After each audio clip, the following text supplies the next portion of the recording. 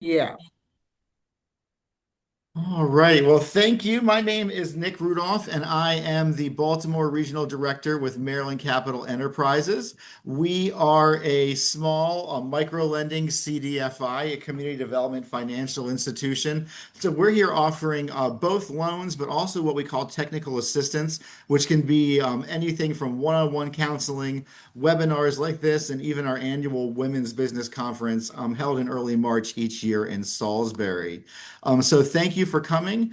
Before we get started, I am going to let you know a little bit about who we are and our history. So we started back in 1998. So that's 28 years ago. We were doing small loans to the three lower shore counties for small businesses. We grew and developed a relationship with the SBA and eventually became an SBA intermediary lender. Back in 2012, we hopped over the bridge so that now we are serving Baltimore City, Baltimore County, Anne Arundel County, Harford County, and Cecil County, along with the entirety of the Eastern Shore. In 2020, we became a women's business center designated by the SBA. So we can offer additional services to women-owned businesses throughout our service area. So you can find out more about that stuff at marylandcapital.org or Women's Business Center at marylandcapitalenterprises.org. Alrighty, so people really like to talk to us about the money, and while we are an SBA lender, that doesn't mean that we lend SBA funds. In fact, the SBA only backs our loans. The money that we get is from other government agencies, along with some private funders like banks. But there is no expectation whatsoever that you would be applying for a loan to take advantage of all of our great free technical assistance programs. So what we're going to talk about is what it takes to get a loan from MCE, a little bit about the documents that are going to need to be created, and then we'll open it up for some questions as well. So first, what are we looking for when we're looking at a loan? So the first thing is a clearly established business idea, and that's through a thorough business plan. And we're going to go through a little bit of what we expect to see in business plans. Experience in the field. So is this something that you've been doing for a while? Like maybe you've been working for a firm and you're ready to branch out on your own, or are you going to need education or a mentor to get you started? We're looking for your strength of your cash flow, and that doesn't mean that it's showing that you're going to make $1 billion in year one. What it means is that you've got a realistic expectation of, the amount of business that you're going to have and the amount of money it's going to cost you to run that business. We are also looking for reasonable credit. You'll notice that there is not a minimum credit score here. What we're really looking for is good and consistent credit for the last 12, 18, or 24 months. What we're really looking for is things like missed payments and past due amounts. We want to see that you're making your payments, especially on things like mortgages, cars, credit cards, and things like that.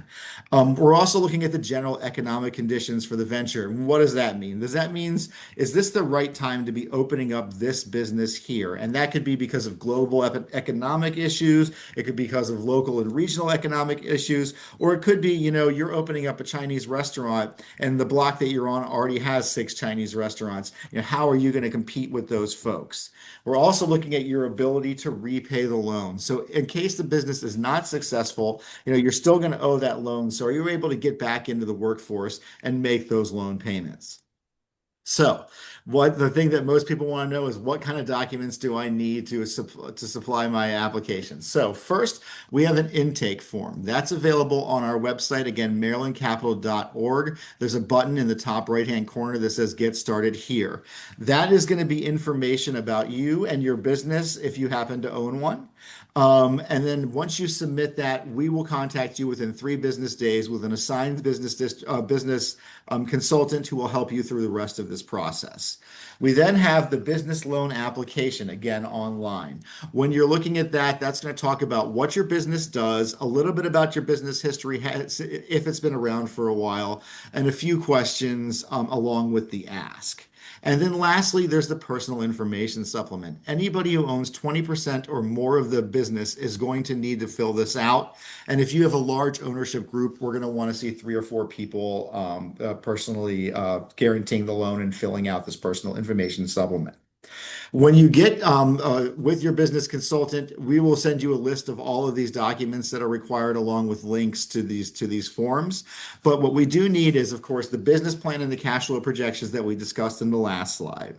Along with, if you are an existing business, your last 2 years of of profit and loss statements, your most recent quarterly balance sheet, your last 2 years of business federal taxes, and your last 3 months of corporate bank statements.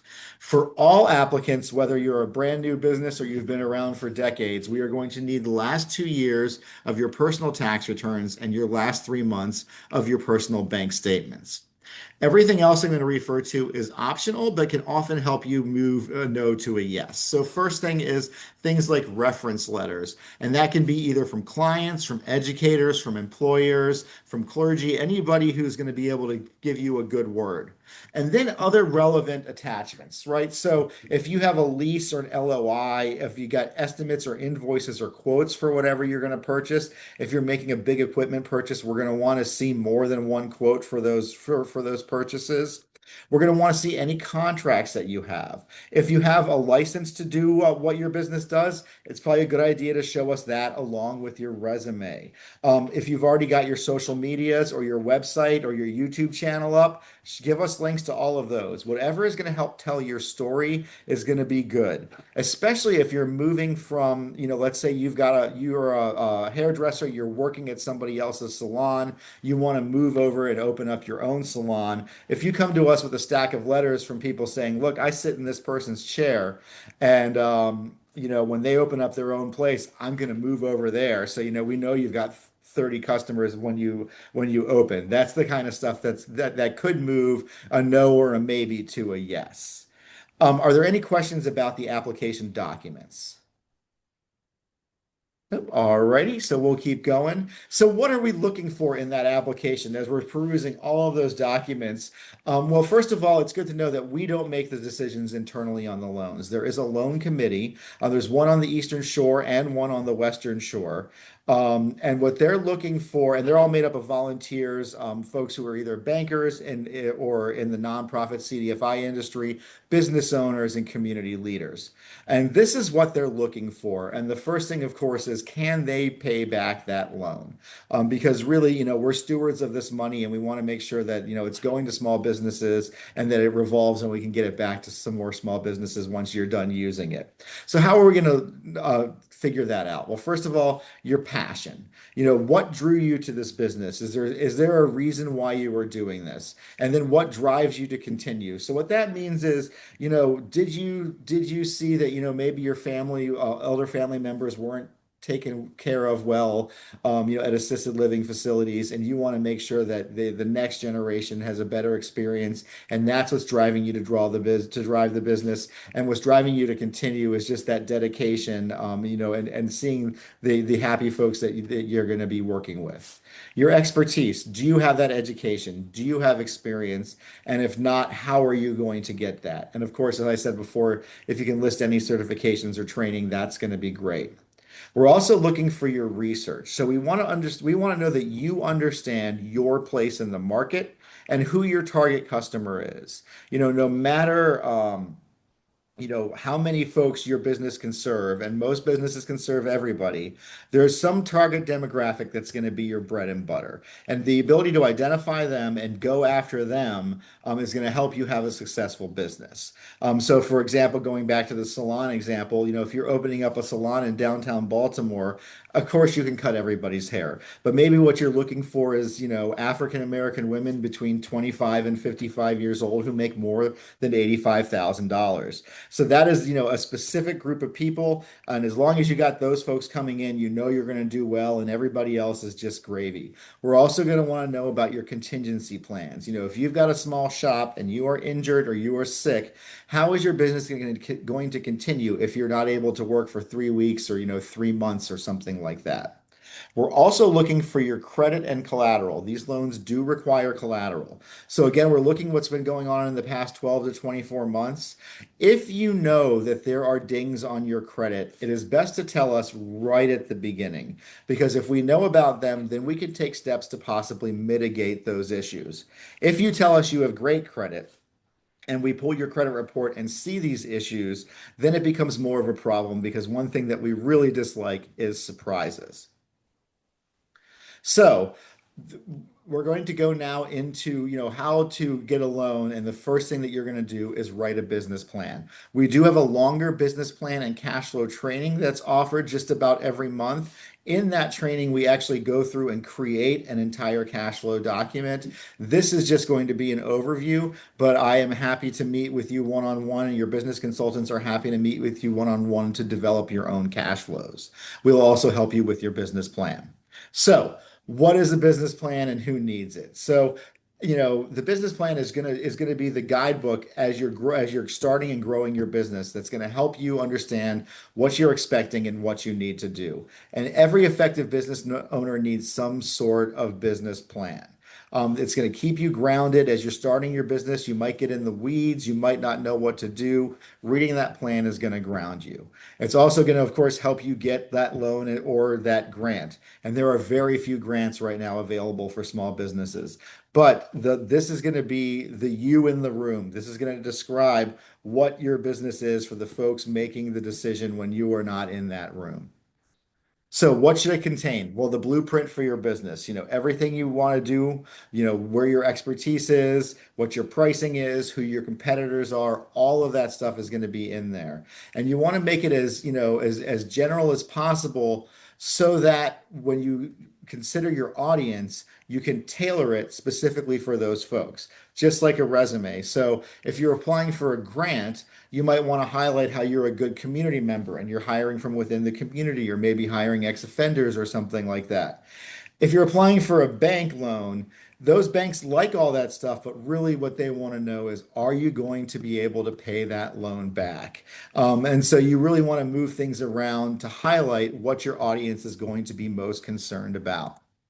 So now we're going to go into the four sections of a business plan. It's important to know that you can tell your story better than we can. And if you have a better way of telling it that is not in this order, that is a-okay. But we just want to make sure that all of this information is in your business plan. And again, we have a template and we can work with you one-on-one as you're developing your plan. What we can't do is write your business plan for you. So the first thing you want to start off with is an introductory paragraph. And you want to set up the reader to understand who you are and what you're looking for. So, the way that you would do that is maybe a sentence that says, and I'm going to create a fake business here. Start off and say, Nick's Dill Pickles LLC is a wholesaling dill pickle operation run out of Baltimore, Maryland. We are seeking a loan of $15,000 to buy our second set of pickling equipment to meet our needs in the restaurant industry. If those are your first few sentences, the reader is going to know exactly who you are, how you're structured, where you are, what you need, and why you need it. Then, as they're reading the rest of the business plan, they're going to have an eye towards that because they know the question they're trying to answer. Are we going to give this person a $15,000 loan? After that, you want to talk about your story, talk about your passion, what drew you to the business, what you do as your business, and what is your special sauce. Why are folks going to come to you as opposed to somebody else? Is it your service? Is it your pricing? Are you offering something that nobody else in the region offers? What is that special sauce? And then at the end, a detailed ask. So go into more detail about specifically what you're going to purchase and why it's needed. The second is the marketing plan, which is often or almost always the longest section of your business plan. So this is not just how you're going to market your business, but this is where you're going to talk about your target market, your customers, your competitors, your pricing.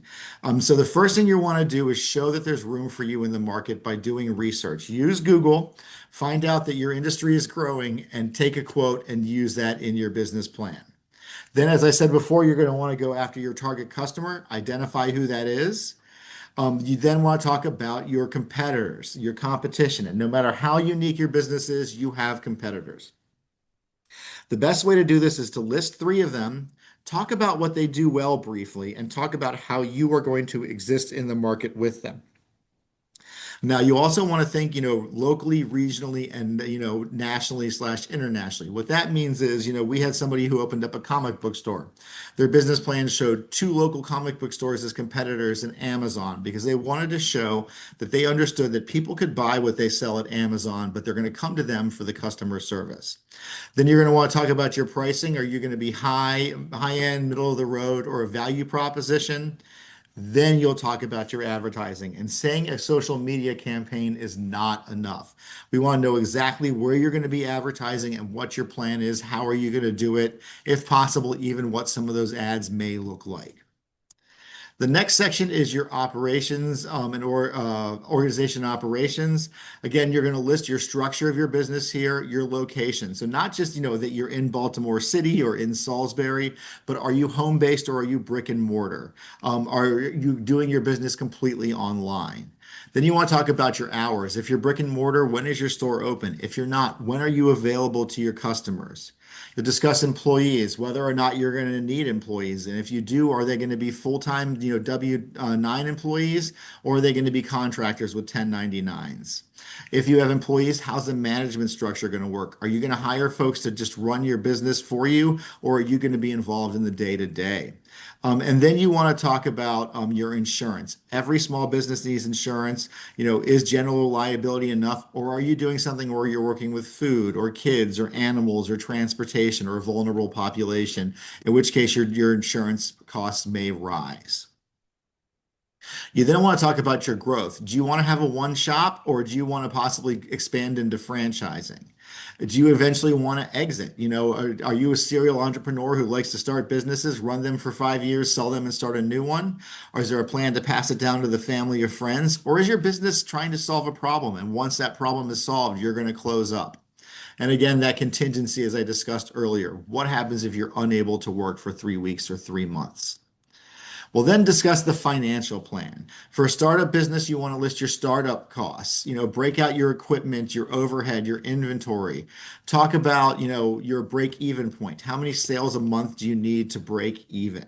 You'll also want 24 to 36 months of cash flow projections, which we'll be discussing in just a minute. If you're an existing business, we're going to want to see those existing financials that you put in the business plan. You want to talk about your success, talk about your profits, or if you haven't made profits, what you need to make profits. We're going to want to see that balance sheet, any other information you have about the loan. If you have an issue in your credit, this is a place to discuss that as well. And if you think that you may need a guarantor and you have somebody who you identify, you can discuss that as well. So now we're going to move on to the cash flow projections. I just want to see if there are any questions about the business plan. Alrighty, so next we're going to talk about the cash flow projections and why we need them. So what are they and why do we need them? Well, they're showing how much money is going in and how much is going out so you can figure out whether or not you have a profit. If you're bringing in $100,000 a week and it costs you $110,000 a week to provide your services, even though you're bringing in buku dollars, you are not a successful business. So, we've gone through the application documents, but this is specifically the cash flow. This is the document looking here on the right-hand side that I would work with you to fill out as your cash flow projections. However, as long as it's broken out monthly and you have your cash position at the beginning and end of each month, we can work with almost any format you have. It's good to think about this document as a living document that is not only going to change throughout the life of the business, but at the beginning, it's probably not going to be 100% right, and that's okay. You also want to make sure that you're realistic. As I said before, even though you know you're going to make $2 billion in year one, you don't want to put that on your cash flows. That's going to scare folks away. Show us that, in a worst case scenario, you're going to be able to be successful. Then you want to make sure that you're breaking out your income and your expenses as much as possible, paying attention specifically to accounting, marketing and advertising, insurance, and making sure you're paying your taxes. Now, examples of ways you could break out your income, let's say you're a restaurant, might be that dine-in, carry-out, and catering, or it might be food, alcohol, and merchandise. And the reason why that is you might say, look, this business is going to be 70% food and 30% alcohol. If after 6 months you look at your books and you're 60% food and 40% alcohol, you can ask yourself a question. Is the issue here that our food program is weak or our alcohol program is strong? And then based on that, you can make a decision on whether you want to invest more in the food program or invest more in the alcohol program. So this isn't just to start you off and get a loan. This is a document that's going to help you make decisions about your business. You also want to make sure you're paying yourself, and you want to make sure that if your business changes month to month, you want to put that in there. So for instance, if you're a landscaper, your April is probably going to be busier than your December. So, what will you need? You'll need some template. You'll need to know how much money you have in the bank, your income and your expenses with estimates for each of those, your payroll, so whether or not you're going to have to pay, for full employees or for contractors, your loan as income and your loan payments as expenses, and then understanding your inventory cost. If the widget you sell costs $10, what does it cost you to purchase that widget?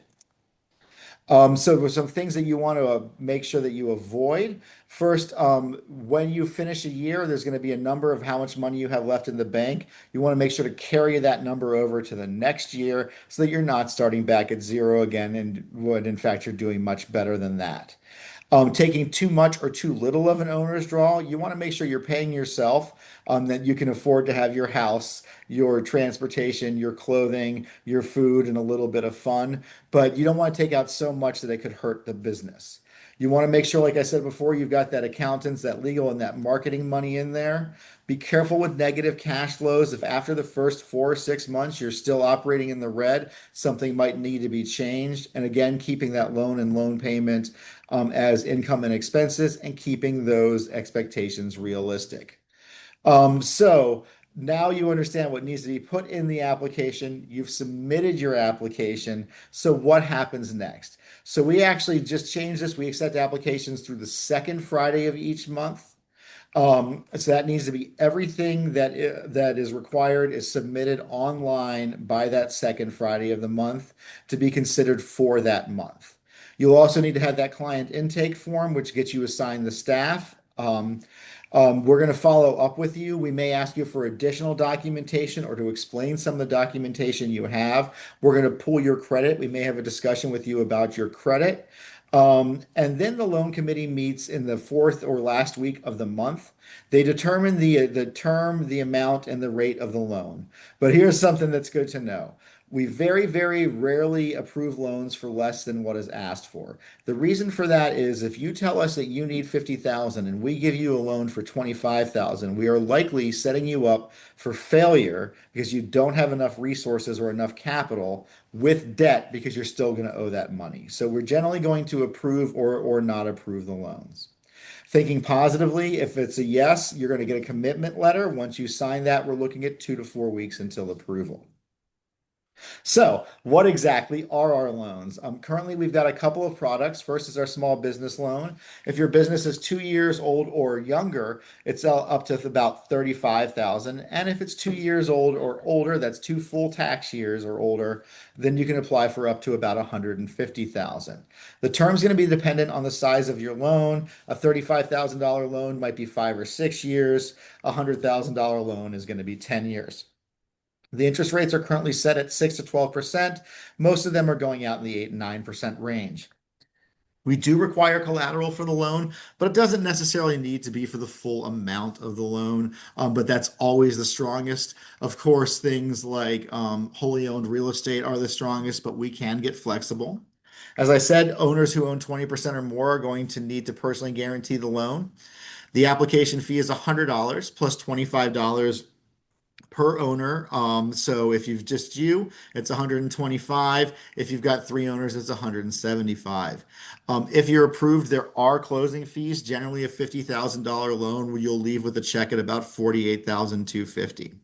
At that point, we're going to start taking your payments directly out of your business checking account. That's usually 30 to 45 days after your loan is settled. We do not have prepayment penalties, so as long as your loan is 30 days old, you can pay it off for exactly the principal. On the other side, if you know you can't make your loan payment a week or so ahead of time, let us know and we'll figure something out. We've got deferred payments, interest-only payments, and even the ability to restructure loans. We're going to visit you either virtually or in person twice a year. We're going to talk about your business. We're going to look at your books and let you know about resources that we have. Now, as far as is your business eligible and what can you use it for? Almost every business and small business in our service area will be eligible, with the exception of what was known as the traditional sin industries, adult bookstores, 100% alcohol, things like that. We are able to work in the medical and recreational cannabis spaces, however. Now, as far as what it can be used for, really any business related expense with a few exceptions.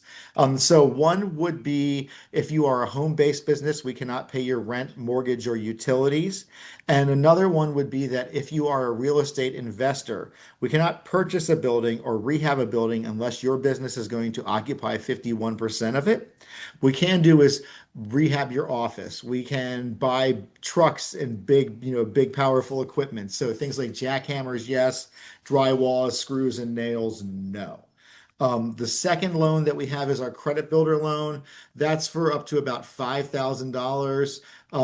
That is for folks who either have some credit issues or no credit, who are just dipping their toes into entrepreneurship. You're good at washing cars. You might want to buy a few things and see if you can turn it into a business. And then for folks with existing business that need a quicker turnaround, because this does have a quicker turnaround. So something like a pipe broke and you need $5,000 to fix it, this might be a good way to do that. Everything else is the same except for the fees are much lower. Are there any questions about the loans or the cash flow? All righty. So, before we wrap up, I'd like to talk about a few of the resources that we have. So, basically, living in Maryland, you have more free small business resources than anywhere else in the country, and they're all great. So, talk to all of us. We're here for you, but your libraries would likely have a small business center. Your bank is there to help you. They often have accelerator programs and other programs for you that can help you grow your business. Each county has an economic development office. They often have their own grants and loans, but they also have expertise and can help you find the space for your business. There's chambers all over Maryland, so join your Chamber of Commerce. There's the Maryland Department of Commerce. If there are grants, they're probably going to be listed on there. Through the SBA, you've got the Small Business Development Center. People call that SBDC. You can get a mentor to help you grow your business. And then your local universities, they have folks, they've got support even if you didn't go to that school. And again, just want to join those local organizations if you've got a Main Street, a downtown partnership, anything like that. So I like to end these by saying these five things to remember when you're applying for business capital. Number one, if you've got a day job, keep it if you can. That's going to show that you're going to be able to make those payments. Everybody needs an accountant. You're going to be in the weeds. There are quarterly reports. If you miss them, you're not in good standing and you're not eligible for many of our services. So the money that you're spending on an accountant really isn't an expense. It's more of an investment. As I said in that last slide, ask for help. Number four, keep your money in the bank. If you're applying for a business loan, especially if it's personally guaranteed, it's not the time to be opening up credit cards, buying cars, or buying homes, things like that, unless, of course, you absolutely have to.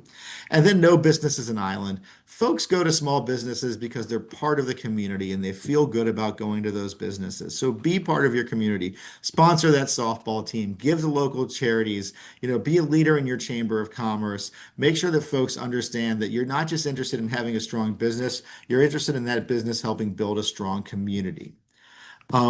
So we've got a lot of free webinars coming up, and actually this is even more than are listed because I've got a few for first steps and business plans and cash flow coming up in April. But all of these are listed under our education tab on our website. And with that, I will open it up to any questions. Alrighty, seeing none, I'm going to go ahead and end the meeting. I hope you all have a wonderful rest of your day. And this is my contact information. So if you think of questions afterwards, feel free to email me. And I look forward to working with each of you as you grow your business. I hope you have a wonderful rest of your day. Thank you.